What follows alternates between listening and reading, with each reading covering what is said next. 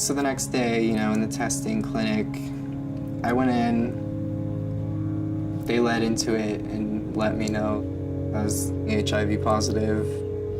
I immediately wanted treatment. I met Austin when he came to us. He had been newly identified with HIV, and he wanted to get onto therapy.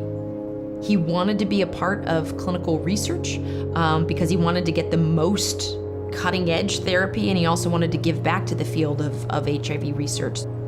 We wouldn't have a single pill if we didn't have people who were willing to be part of clinical trials that allowed us to see what worked and see, importantly, what didn't work. I think as researchers, we're really feeling the financial pressure of getting grants funded, having some sense of stability in the long term.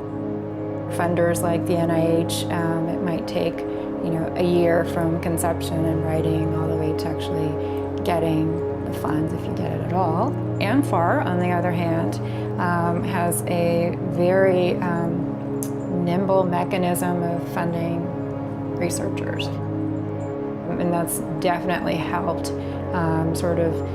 younger researchers like myself to move ideas forward. The problem that we see is that across the board, NIH funding has flattened and in real dollars has declined. A number of established investigators are getting to the point where they're giving up. People are leaving. But the biggest challenge, I think, is again getting the young people into the field, the people that we're going to need to carry on this work.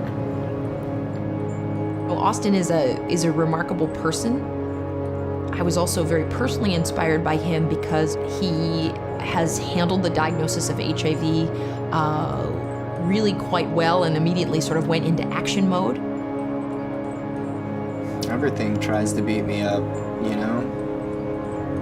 being adopted or being gay, whatever it is. Now it's being HIV positive, but the strength is just a better choice. I think that my experience around HIV has definitely driven me to be an advocate and to step up and remember myself